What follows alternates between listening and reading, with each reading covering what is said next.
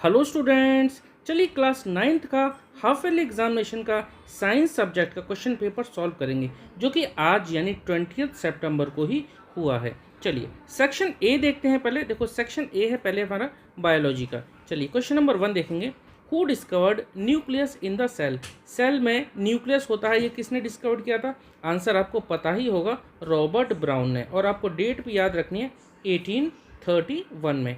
चलिए question number 2, select the term for movement of water from higher water potential to lower water potential। इसका answer क्या होगा? Osmosis. ठीक है। फिर क्वेश्चन नंबर 3 देखते हैं। Select the semi autonomic organelles. तो देखिए इसका आंसर आपको याद रखना है, option D, chloroplast and mitochondria, ये दोनों सेमी ऑटोनोमिक ऑर्गेनेलीज होते हैं। क्वेश्चन नंबर 4 देखेंगे।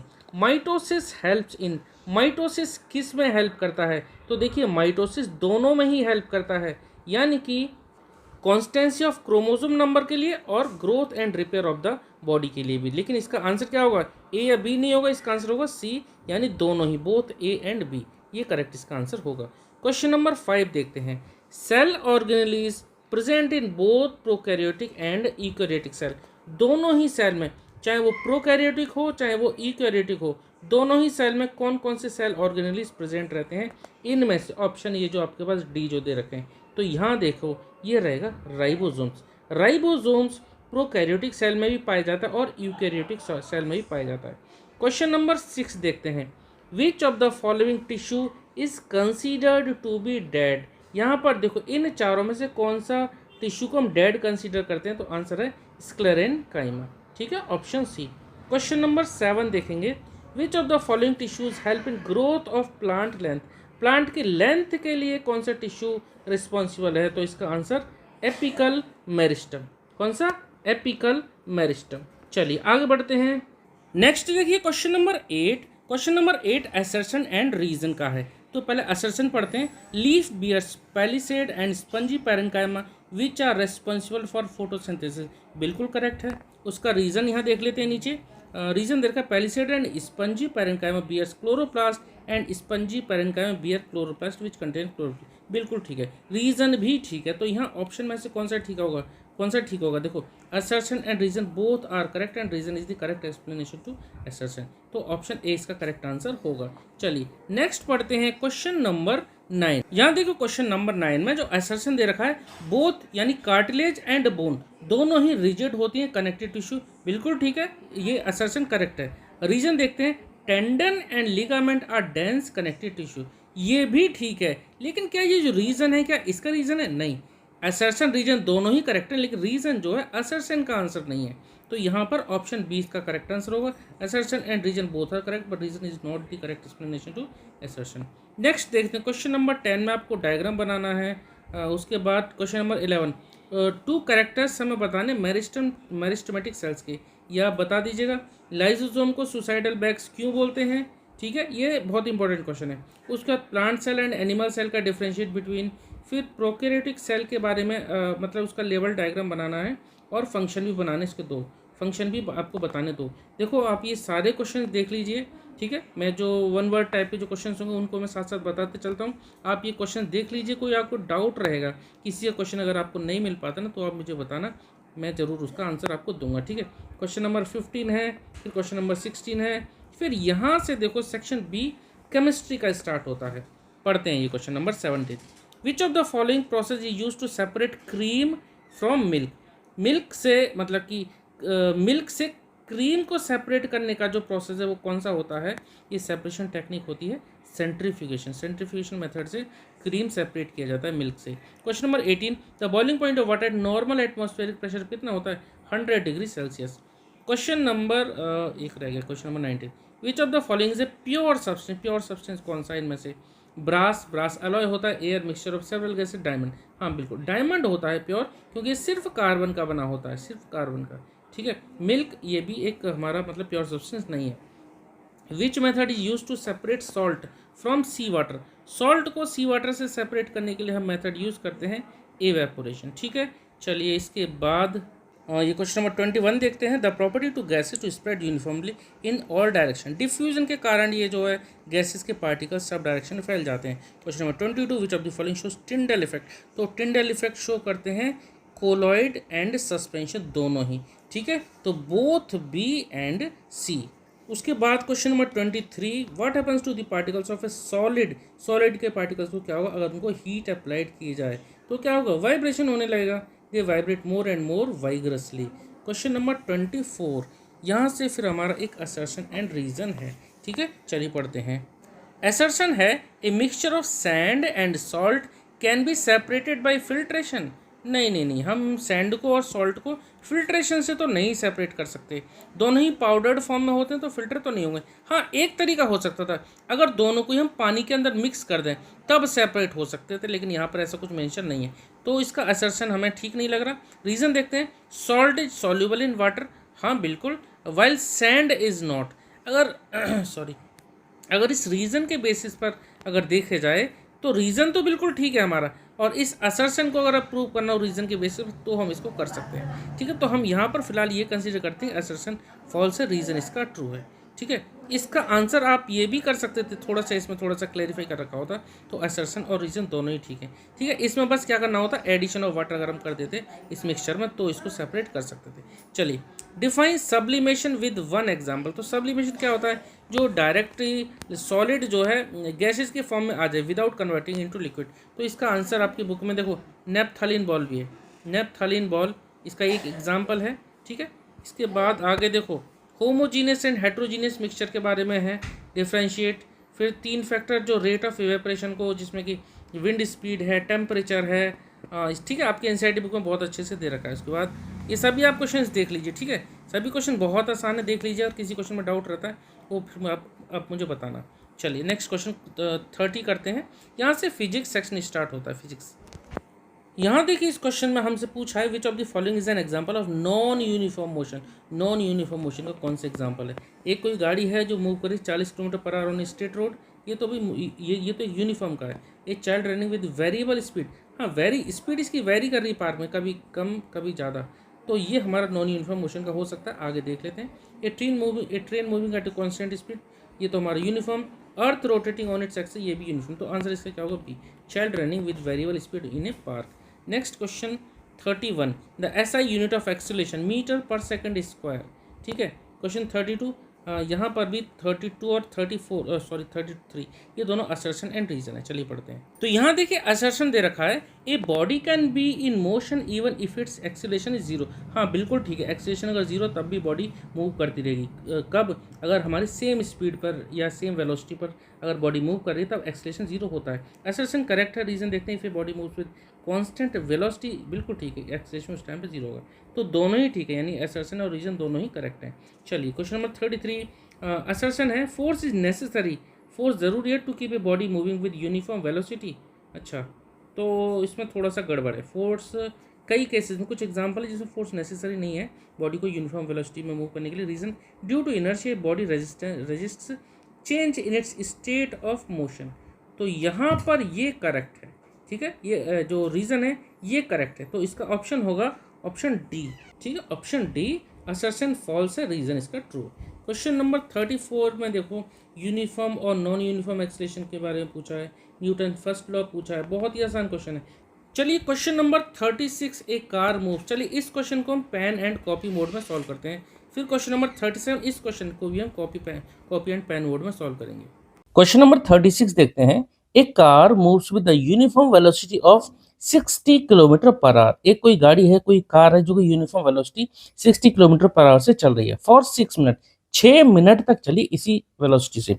हमें यहाँ डिस्टेंस फाइंड आउट करनी है। देखिए आपने छोटी क्लास में फॉर्मूला एक पढ़ा होगा, speed is equal to distance upon time, या फिर आप इसको स्पीड को वी लिखते हैं, वेलोसिटी भी अगर आप लिखते हैं तो इक्वल टू क्या होता है हमारा डिस्टेंस अपॉन टाइम, ठीक है, डिस्टेंस अपॉन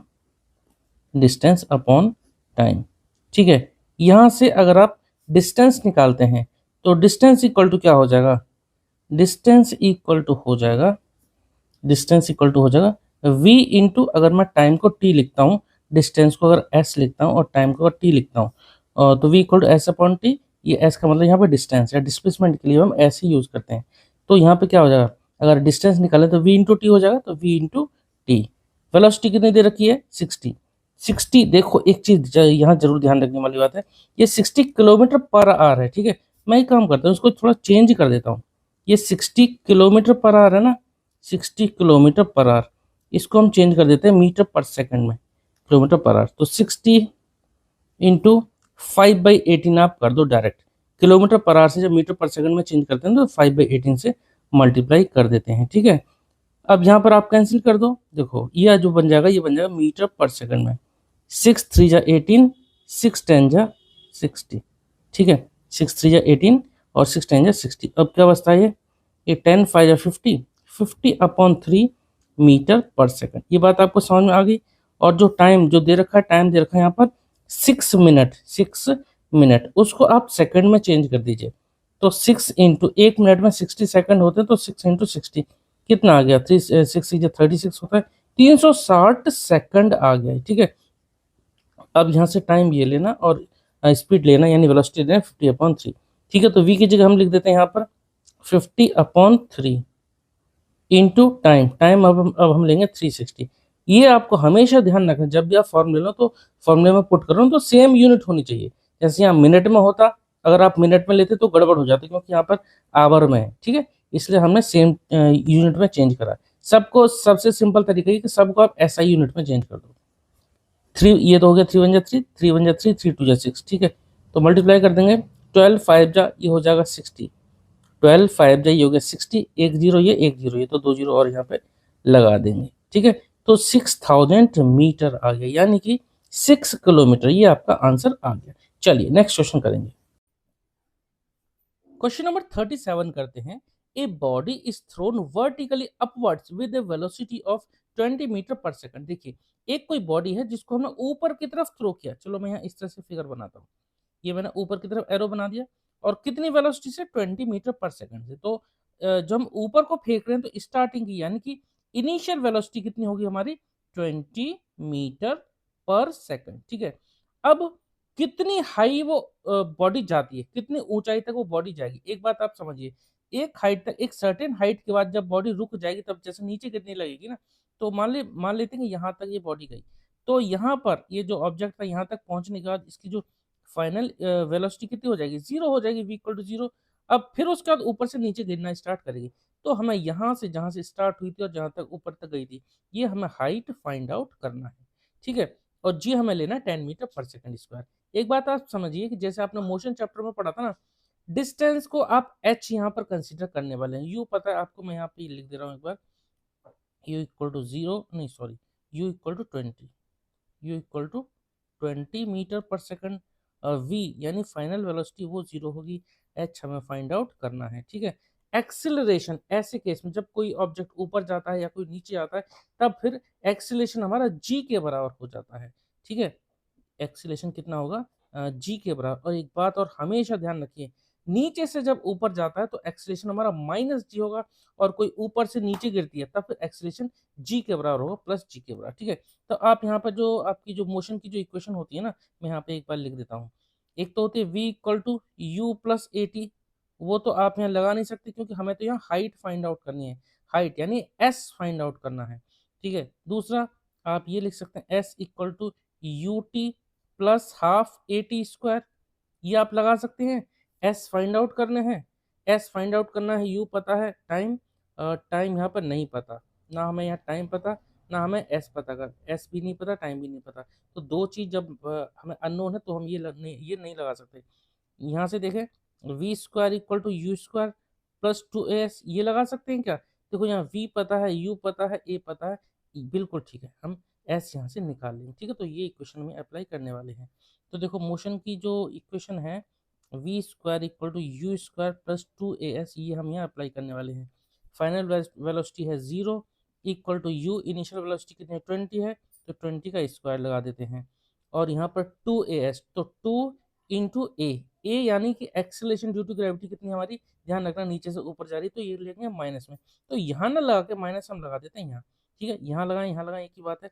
तो 2 × जी की वैल्यू कितनी, 10 इंटू एस, एस हमें फाइंड आउट करना है, कितना हो जाएगा, 20 का स्क्वायर हो जाएगा ये 400, और ये -20 और ये हो जाएगा एस। -20 को ले आते हैं राइट साइड लेफ्ट साइड में, तो 20 s इक्वल टू 400। एस की वैल्यू कितनी आ जाएगी 400/20। 0 से 0 कैंसिल आउट, 2 से 20, तो एस की वैल्यू कितनी आ गई 20 मीटर। 20 मीटर की ऊंचाई तक वो ऑब्जेक्ट या वो जो बॉडी जाएगी। क्लियर है। चलिए नेक्स्ट क्वेश्चन करेंगे। फिर चलिए question number 38, state Newton's third law of motion. दो एग्जाम्पल के साथ बताना है, आराम से आप समझा सकते हैं। फिर क्वेश्चन नंबर 39, इस क्वेश्चन को हम कॉपी एंड पेन मोड में सॉल्व करते हैं। चलिए यहाँ देखिए क्वेश्चन नंबर 39 में कोई एक ट्रेन है जो कि रेस्ट से स्टार्ट होती है और 5 मिनट के बाद 72 किलोमीटर पर आवर की स्पीड पकड़ लेती है। हमें यहाँ एक्सीलरेशन और डिस्टेंस फाइंड आउट करना है। यू दे रखा है मैं 0, वी जो कि 72 किलोमीटर पर आवर था, हमने उसको चेंज कर दिया 5/18 से मल्टीप्लाई करके मीटर पर सेकंड में। ठीक है, उसका टाइम 5 मिनट था, हमने 60 से मल्टीप्लाई करके उसको चेंज कर दिया 300 सेकंड। ठीक है, एक्सीलरेशन हमें निकालना है पहले पार्ट में, तो v minus you upon T formula होता है, v की जगह लिखा 20 और u की जगह लिखा 0 अपॉन में टाइम जो हमने निकाला था 5 मिनट को सेकंड में चेंज करके 300। इसको डिवाइड करा कितना है 1/15, चाहो तो आपको डेसिमल में लिख सकते हो 0.066 मीटर पर सेकंड स्क्वायर। अब हमें s निकालना है, सेकंड केस में डिस्टेंस निकालना है, तो s equal to U T plus half at square formula हमारा होता है। तो यहाँ पर u क्योंकि हमें पता है 0, तो 0 इंटू 300 प्लस हाफ, a जो हमारा 1/15 था वो लिखा इंटू टी स्क्वायर, टाइम को हमने 300 जो निकाला था उसको 2 बार मल्टीप्लाई कर दिया क्योंकि यहाँ पर टी स्क्वायर है। बस ये तो हो गया 0। यहाँ पर देखो 15 से 15 2 जा 30, एक 0 और ये मतलब कि हो गया 20 और 2 से काट दिया 2 10 जा 20। ठीक है, तो एक ये 10 और एक 30, 30 को 10 से मल्टीप्लाई करते हैं कितना है 300, तो 0 प्लस 300 300 मीटर इसकी डिस्टेंस आ जाएगी। क्लियर है, क्वेश्चन हमारा कवर हो गया। चलिए नेक्स्ट क्वेश्चन करेंगे। फिर देखिए क्वेश्चन नंबर 40, लास्ट क्वेश्चन है। यहाँ पर डिस्प्लेसमेंट को डिफाइन करना है, फिर ये डिस्टेंस से किस तरह से अलग है, और ये फिर हमें वेलोसिटी टाइम ग्राफ बनाना है। तो बहुत आसान से क्वेश्चन है, सारे का सारा पूरे पेपर में ही आसान क्वेश्चन है, और ये पेपर आपको ज़रूर से ज़रूर ट्राई करना चाहिए क्योंकि ये लेटेस्ट पेपर है। आज यानी 20 सितंबर का ही ये क्वेश्चन पेपर है, तो सारे क्वेश्चन आपके लिए बहुत ज़्यादा इंपॉर्टेंट है। सेम क्वेश्चन पेपर तो नहीं आएगा, लेकिन फिर भी ज़रूर क्वेश्चन यहाँ पर आपको प्रैक्टिस के लिए मिल जाएंगे। ठीक है, उम्मीद करता हूँ आपको सारे क्वेश्चन समझ में आए होंगे। अगर फिर भी आपका कोई डाउट है तो प्लीज़ आप कमेंट सेक्शन में ज़रूर लिखिए। चलिए मिलते हैं नेक्स्ट वीडियो में जल्दी ही। Okay, thank you.